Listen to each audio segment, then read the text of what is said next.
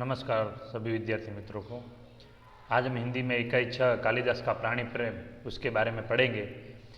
तो उसके जो लेखक है मोहन राकेश, उसका जन्म सन 1925 में और निधन सन 1972 में इस सन में हुआ था।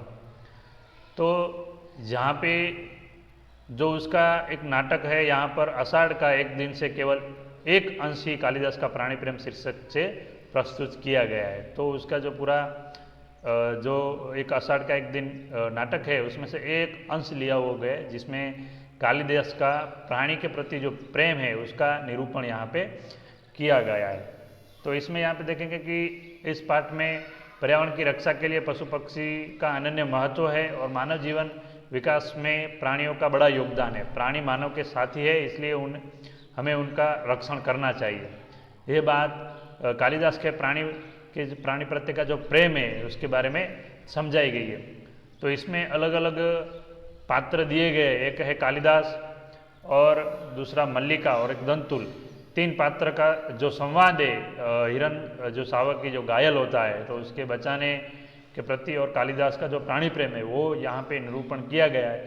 तो ये हम यहाँ पे देखेंगे। तो यहाँ पे नाटक हमारा शुरू होता है। कालिदास एक हिरण शावक को बाहों में लिए पुचकारता हुआ आता है। हिरण शावक के शरीर से लहू टपक रहा है।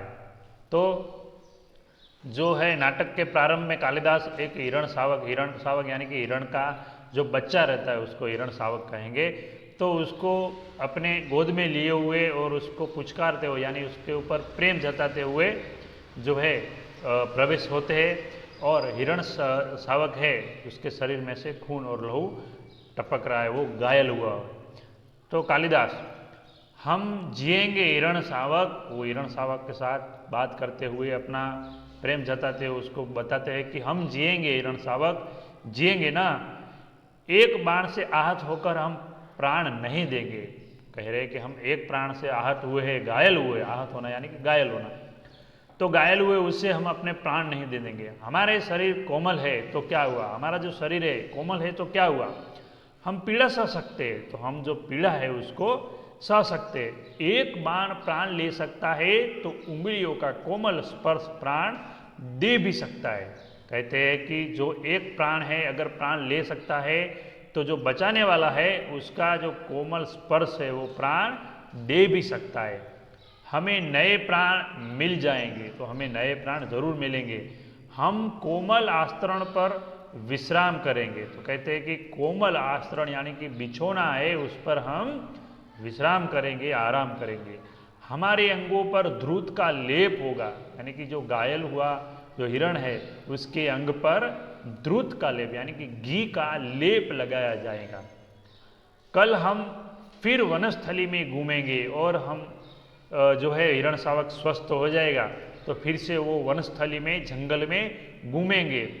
कोमल दुर्वा खाएंगे, यानी कि कोमल दुर्वा यानी कि एक प्रकार की घास आती है खाने की, तो कोमल दुर्वा खाएंगे ना तो वो हिरण शावक के साथ बातचीत करते करते अपना प्रेम जताते हैं। उसी समय मल्लिका अपने को सहज कर द्वार की ओर जाती है और मल्लिका जो है वो अपने को संभाल कर द्वार की ओर जाती है। तो मल्लिका यह आहत हिरण शावक, कहती है कि ये हिरण का शावक घायल हुआ, यहाँ ऐसा कौन व्यक्ति है जिसने इसे आहत किया है, कि ऐसा हमारे यहाँ राज्य में कौन ऐसा व्यक्ति है कि जिसने हिरण शावक को घायल किया है। क्या दक्षिण की तरह यहाँ भी, तो कि दक्षिण की तरह यहाँ भी शिकार हो रहा है। तो कालिदास आज गांव प्रदेश में कई नई आकृतियाँ देख रहा हूँ। तो कालिदास उसका उत्तर देते हुए कहते हैं कि आज हमारा जो गांव प्रदेश है, राज्य है, उसमें कई नई आकृतियाँ यानी कि चेहरा मैं देख रहा हूँ।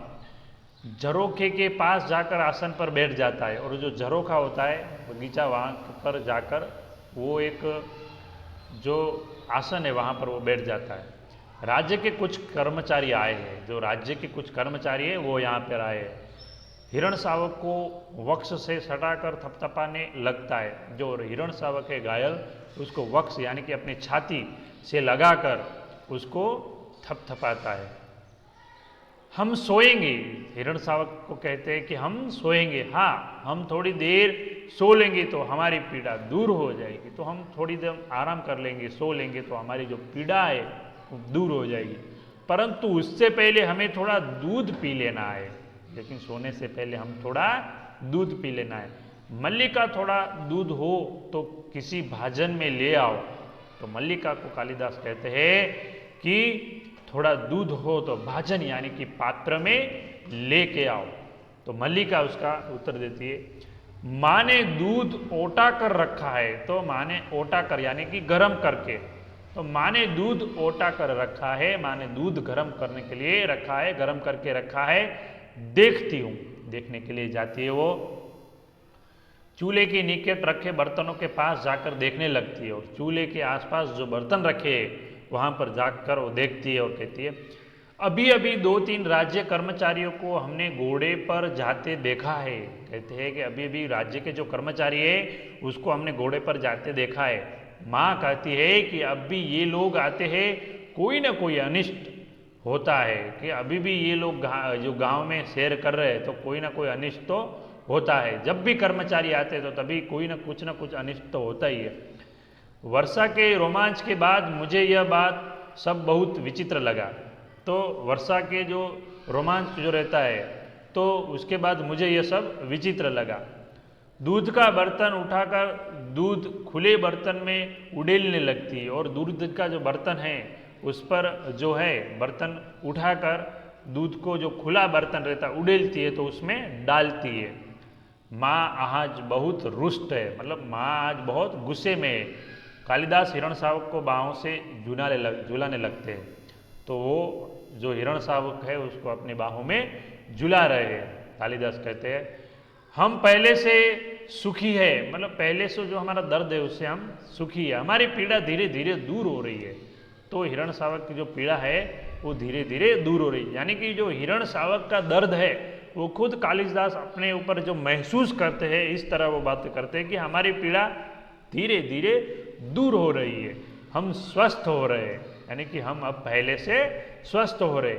न जाने इसके रुई जैसे कोमल शरीर पर उससे बाण छोड़ते बना कैसे। कहते हैं कि इसने छोटे से हिरण शावक पर, इतने कोमल शरीर पर जो बाण चलाने वाला रहे, उसका बाण इसके ऊपर छूटा कैसे, उसको जरा भी दया नहीं आई होगी। वह कुलांच भरता मेरी गोद में आ गया। कुलांच यानी कि छलांग, वो छलांग भरता मेरी गोद में आ गया। मैंने कहा, तुझे वहाँ ले चलता हूँ जहाँ तुझे अपनी माँ की सी आंखें और उसका सा ही स्नेह मिलेगा। और वो कहते हैं कि मैंने उससे कहा कि तुझे तेरी माँ जैसी ही आंखें और तुझे तेरे माँ जैसा ही प्यार मिलेगा, मैं तुझे वहाँ ले चलता हूँ। और मल्लिका की ओर देखता है, मल्लिका दूध लिए पास आ जाती है, और मल्लिका जो है वो दूध लेकर पास आ जाती है। और मल्लिका कहती है, सच माँ आज बहुत रुष्ट है, यानी कि उसकी माँ है आज बहुत ही रुष्ट, यानी कि गुस्से में है। माँ को अनुमान हो गया कि वर्षा में मैं तुम्हारे साथ थी, और माँ को ये अनुमान हो गया कि मल्लिका जो है वर्षा के समय कालिदास के साथ थी, नहीं तो इस तरह भीग कर न आती, नहीं तो इस तरह जो है मल्लिका भीग कर न आती। माँ को अपवाद की बहुत चिंता रहती है। अपवाद यानी कि जो लोकलाज है, जो लोकों में बातें होगी उससे उसको बहुत ही चिंता है। कालिदास, दूध मुझे दे दो और इसे बाहों में ले लो। कहते हैं कि दूध तुम मुझे दो, मल्लिका को कहते हैं, और इसको हिरण शावक जो आहत हुआ है, जो घायल हुआ है, उसको तुम अपनी बाहों में ले लो। दूध का भाजन उसके हाथ से ले लेता है, और दूध का जो पात्र है वो कालिदास उसके हाथ में से ले लेते हैं। मल्लिका हिरण शावक को बाहों में लेकर उसका मुंह दूध से निकट ले जाती है, और मल्लिका जो है आहत हिरण शावक को जो है दूध के जो पात्र है उसके निकट ले जाती है। कालिदास भाजन को उसके और निकट कर देता है, और पात्र को उसके निकट, शरीर के मुंह के निकट है कर देता है। हम दूध नहीं पिएंगे, कहते हैं कि हम दूध नहीं पिएंगे, नहीं, हम ऐसा हठ नहीं करेंगे, हम दूध अवश्य पिएंगे। वो हिरण शावक से बात करते हुए कहते हैं कि क्या हम दूध नहीं पिएंगे, नहीं, हम ऐसी हठ जो है नहीं करेंगे और हम दूध को अवश्य पिएंगे। राजपुरुष यानी कि राज्य का जो कर्मचारी है दंतुल ड्योढ़ी से आकर द्वार के पास रुक जाता है। वो जल्दी से आकर उसके पास जो है द्वार के पास रुक जाता है, क्षण भर वह उन्हें देखता रहता है। और जो कालिदास और हिरण शावक के बीच में जो वार्तालाप होता है उसको क्षणिक द्वार पर खड़ा खड़ा वो देखता रहता है। कालिदास हिरण को मुंह से दूध पिला देता है और उसको दूध पिलाते और कहते हैं हाँ ऐसे ऐसे ऐसे हिरण शावक को है वो दूध पिलाते रहते। दंतुल भरकर उनके निकट आता है और द्वार पर जो खड़ा हुआ जो दंतुल है राज कर्मचारी, वो द्वार पर से वो है वहाँ से चलकर जो है कालिदास के निकट आता है और कहता है दंतुल दूध पिलाकर इसके कोमल मांस को और कोमल कर लेना चाहते हो? तो कहते हैं कि इसका जो कोमल मांस है उसको दूध पिला पिला कर तुम और कोमल कर लेना चाहते हो क्या? कालिदास और मल्लिका चौंक कर उसे देखते हैं, तो वो चौंक जाते हैं। अचानक जो राजकर्म जाति दंतुल आता है उसको देखकर वो चौंक जाते गए। मल्लिका हिरण शावक को लिए थोड़ा पीछे हट जाती है और हिरण शावक जो अपनी गोद में लिया है मल्लिका पीछे हट जाती है। कालिदास दूध का भाजन आसन पर रख देता है। दूध का जो पात्र है वो कालिदास आसन पर रख देते हैं। कालिदास जहाँ तक मैं मानता हूँ हम लोग परिचित नहीं हैं। बोलते हैं कि हम लोग जहाँ तक मैं जानता हूँ तुम लोग हमारा जो परिचय है वो नहीं है। तुम्हारा एक अपरिचित घर में आने का साहस कैसे हुआ? कि जहाँ पर तुम्हारा परिचय नहीं है, जहाँ पर तुम्हारी पहचान नहीं है, वैसी जगह पर आने का तुम्हारा साहस कैसा हुआ? वो दंतुल को कहते हैं। दंतुल एक बार मल्लिका की ओर देखता है फिर कालिदास की ओर, तो वो दोनों की ओर देखता है फिर बोलता है कैसी आकस्मिक बात है, मतलब कैसी आकस्मिक घटना है कि ऐसा ही प्रश्न मैं तुमसे पूछना चाहता था। जो प्रश्न तुम मुझसे पूछ रहे हो वैसा ही प्रश्न मैं तुमसे पूछना चाहता था। हमारा कभी का परिचय नहीं, फिर भी मेरे बाण से आहत हिरण को उठा ले आने में तुम्हें संकोच नहीं हुआ? बोल रहे कि हमारा परिचय नहीं है, फिर भी जो मेरा जो शिकार है, मेरे बाण से जो घायल हुआ जो हिरण शावक है उसे तुम्हें उठाते हुए संकोच नहीं हुआ? यह तो कहो कि द्वार तक रक्त बिंदुओं के चिन्ह बने हैं, अन्यथा इन बादलों से घिरे दिनों में मैं तुम्हारा अनुसरण कर पाता। तो कहते हैं कि ये तो अच्छा है कि जो हिरण शावक के शरीर में से जो खून के बूंद गिरे हुए उसके ऊपर मैं चलता चलता तुम्हारे पास आ गया, अन्यथा जो बादलों के ऐसे घने मौसम में मैं तुम्हारे अनुसरण कर पाता नहीं। कालिदास देख रहा हूँ कि तुम इस प्रदेश के निवासी नहीं हो। तो वो कह रहे कि मुझे मालूम होता है कि तुम जो हो वो इस प्रदेश के निवासी नहीं हो। तो दंतुल कहता है मैं तुम्हारी दृष्टि की प्रशंसा करता हूँ कि तुमने मुझे पहली बार में ही पहचान लिया, वो तुम्हारी जो दृष्टि है उसकी मैं प्रशंसा करता हूँ। मेरी वो वेशभूषा ही इस बात का परिचय दे देती है कि मैं यहाँ का निवासी नहीं हूँ। तो मेरी जो वेशभूषा है, मेरे वस्त्र जो मैंने पहने हैं वही तुमको बता देती है कि मैं यहाँ का निवासी नहीं हूँ। कालिदास मैं तुम्हारी वेशभूषा को देखकर नहीं कह रहा। कहते हैं कि मैं तुम्हारी जो वेशभूषा है उसको देखकर नहीं कह रहा। दंतुल तो क्या मेरे ललाट की रेखाओं को देखकर? तो मेरे कपाल, ललाट यानी कि कपाल, जो मेरी कपाल की जो रेखा है उसके देखकर जान पड़ता है कि चोरी के अतिरिक्त सामुद्रिक का भी अभ्यास करते हो। तो चोरी के अतिरिक्त सामुद्रिक का भी तुम अभ्यास करते हो। मल्लिका चोट खाई सी कुछ आगे आती है, तो मल्लिका जैसे चोट खाई हुई हो इस तरह आगे आती है। मल्लिका तुम्हें ऐसा लांछन लगाते लज्जा नहीं आती है?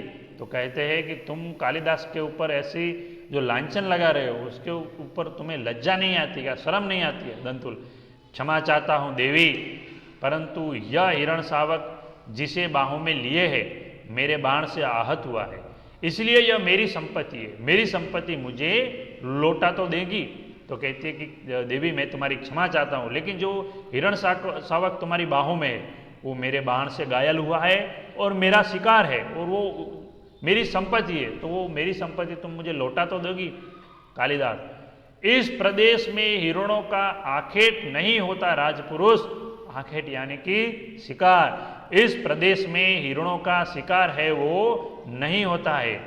तुम बाहर से आए हो इसलिए इतना ही पर्याप्त है कि हम इसके लिए तुम्हें अपराधी न माने। और कहते हैं कि तुम बाहर से आए हो इसलिए इतना ही पर्याप्त यानी कि इतना ही काफ़ी है कि हम इसके लिए तुम्हें अपराधी न माने। दंतुल तो राजपुरुष के अपराध का निर्णय गांववासी करेंगे। तो राजपुरुष जो है वो अपराधी है। इसका निर्णय भी अब गांव वाले करेंगे क्या? तो ग्रामीण युवक अपराध और न्याय का शब्दार्थ भी जानते हो? तो बोलते हैं कि गांव में रहने वाले जो युवक है वो अपराध है, उसका शब्दार्थ माने यानी उसका क्या अर्थ होता है वो भी जानते हो?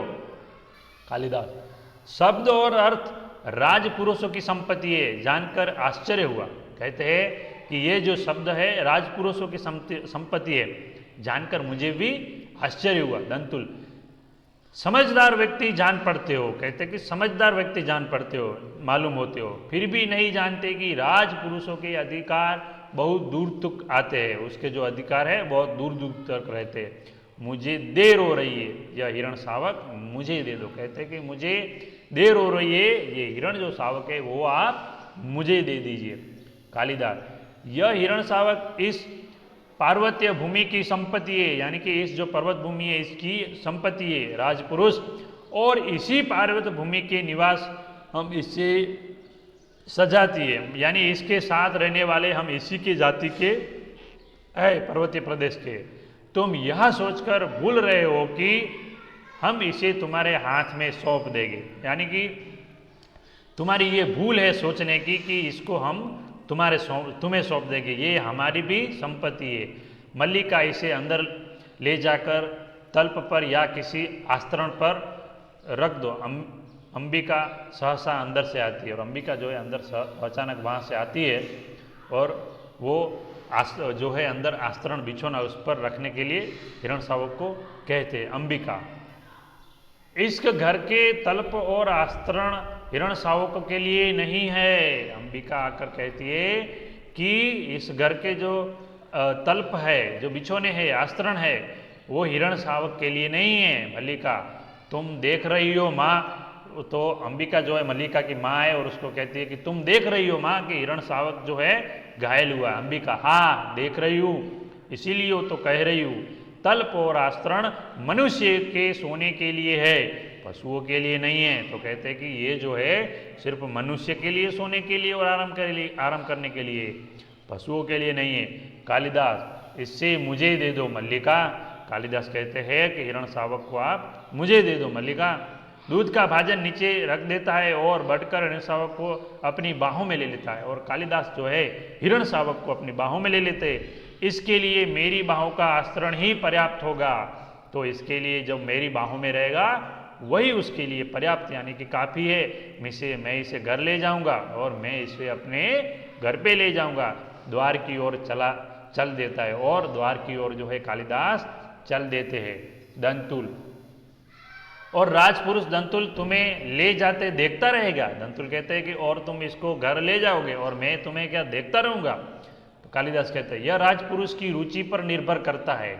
तो कालिदास कहते हैं कि यह राजपुरुष की रुचि यानी कि उसके इच्छा पर निर्भर करता है। बिना उसकी ओर देखे ड्यूटी में चला जाता है, और बिना उसकी ओर देखे हुए ड्यूटी यानी कि बाहर जो डेली रहती है उसमें वो चला जाता है। दंतुल, राजपुरुष की रुचि अरुचि क्या होती है? संभव इसका परिचय तुम्हें देना आवश्यक होगा। कहते कि राजपुरुष की रुचि अरुचि, उसकी इच्छा और अइच्छा क्या होती है, वो संभवतः इस परिचय तुम्हें देना आवश्यक होगा, ये परिचय तुमको कराना होगा। कालिदास बाहर चला जाता है, केवल उसका शब्द ही सुनाई देता है। कालिदास जो है वो बाहर चले जाते हैं। कालिदास, संभवतः दंतुल, संभवतः तलवार की मूठ पर हाथ रखे उसके पीछे जाने चाहता है। मल्लिका शीघ्रता से द्वार के सामने खड़ी हो जाती है। तो दंतुल है वो अपनी तलवार पे हाथ रख देता है और जो है शीघ्र ही द्वार की कालिदास के पीछे जाना चाहता है, लेकिन मल्लिका है वो द्वार के बीच खड़ी हो जाती है। मल्लिका, ठहरो राजपुरुष, हिरण शावक के लिए हठ मत करो, मतलब हिरण शावक के लिए तुम इतनी जिद मत करो। तुम्हारे लिए प्रश्न अधिकार का है, उनके लिए संवेदना का है। तो तुम्हारे अधिकार का तुम्हारे लिए प्रश्न होगा, लेकिन उसके लिए एक संवेदना का, प्राणी प्रेम का है। कालिदास निशस्त्र होते हुए भी तुम्हारे शस्त्र की चिंता नहीं करते।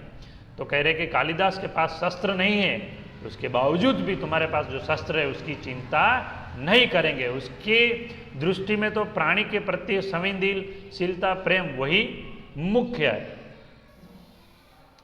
दंतुल, कालिदास, तुम्हारा अर्थ है कि मैं जिन्हें जिनसे हिरण शावक के लिए तर्क कर रहा था वे कवि कालिदास है, तो कह रहे हैं कि कालिदास, तुम्हारा अर्थ कि जिनके साथ में हिरण शावक है उसके लिए तर्क कर रहा था, बातचीत कर रहा था, तो वो कवि कालिदास है क्या? मल्लिका, हाँ हाँ, परंतु तुम यहाँ कैसे जानते हो कि कालिदास कवि है? तो वो कहती है कि तुम कैसे जानते हो कालिदास के बारे में? तो दंतुल, कैसे जानता हूँ? उज्जैनी के राज्यसभा का प्रत्येक व्यक्ति ऋतु संहार के लेखक कवि कालिदास को जानता है। तो उसका हस्त जो लिखित ऋतु संहार जो ग्रंथ है, जो लेख है, उसके कवि कालिदास है, वो उज्जैन का हर जो राज्यसभा का जो है राज कर्मचारी वो सब जानते हैं। मल्लिका, उज्जैन की राज्यसभा का प्रत्येक व्यक्ति उन्हें जानता है, क्योंकि प्रत्येक व्यक्ति उन्हें जानता है। दंतुल, सम्राट ने स्वयं ऋतु संहार पढ़ा और उसकी प्रशंसा की है, और हमारे जो सम्राट है, उज्जैन के जो राजा है, उसने स्वयं उसको पढ़ा है और उसकी प्रशंसा की है। इसलिए आज उज्जैनी का राज्य ऋतु संहार के लेखक का सम्मान कर रहा है, करना और उन्हें राजकवि का सम्मान देना चाहता है। इसीलिए जो कालिदास है उसको जो है राजकवि का सम्मान देना चाहता है और उसका सम्मान करना चाहता है। आचार्य वररुचि इसी उद्देश्य से उज्जैनी से यहाँ आया है। तो जो आचार्य है वो वररुचि यानी उसकी इच्छा से ही, इस उद्देश्य से ही उज्जैन से यहाँ पर आए उसका सम्मान करने के लिए। मल्लिका सुनकर स्तंभित सी हो जाती है, यानी कि आश्चर्य में पड़ जाती है। मल्लिका, उज्जैनी का राज्य उन्हें सम्मान देना चाहता है, राजकवि का आसन, यानी कि उज्जैन है उसका जो वो उसको सम्मान देना चाहते हैं, उसको राज कवि का दर्जा देना चाहता है क्या उज्जैन का राज्य? वो आश्चर्य में पड़ जाती है। दंतुल, मुझे खेद है मैंने उनके साथ अशिष्टता का व्यवहार किया। खेद यानी कि मुझे इस बात का जो अफसोस है कि अशिष्टता भरा व्यवहार है मैंने उसके साथ किया है, मुझे जाकर उनसे क्षमा मांगनी चाहिए। तो ऐसे महान कवि के पास जाकर मुझे जो है क्षमा मांगनी चाहिए। इसके शब्दार्थ और स्वाध्याय है वो आपकी हिंदी की बुक में लिख लीजिए। धन्यवाद।